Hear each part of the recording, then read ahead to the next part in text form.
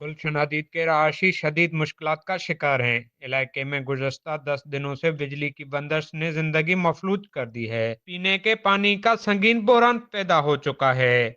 हम सुबह आते हैं और शाम को ऐसे ही खाली हाथ चले जाते हैं, सिर्फ़ और सिर्फ इस लाइट की वजह से।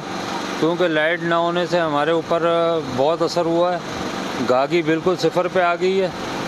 और 4 दिन 5 दिन का पहले टाइमिंग होती थी के इलेक्ट्रिक की कि भाई वो 4 से 5 दिन में मीटर लगा के ऑन कर देते थे।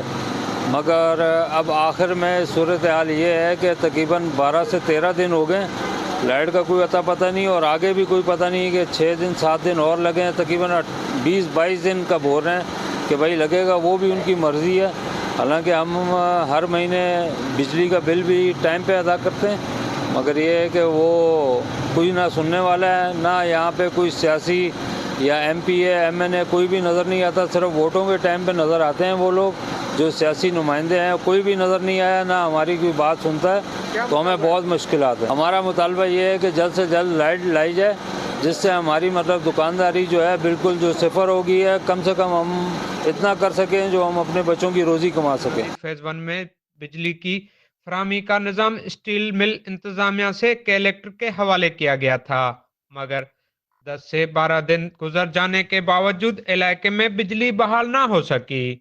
कलेक्टर और कमर्शियल मार्केट इंतजामिया के दरमियान पोल नस्ब करने पर तनाज़ा खत्म ना होने की वजह से मसाइल जूं के तू हैं। इलाके मकीनों का कहना है कि अगर बिजली फौरी तौर पर बहाल ना की गई तो वो नेशनल हाईवे पर धरना देंगे। देखना यह है कि इंतजामिया इस संगीन मसाइल को हल करने के लिए क्या इकदाम करती है। कैमरामैन कदीर बलोच के साथ शाहनवाज शहर, वश न्यूज, मलिर।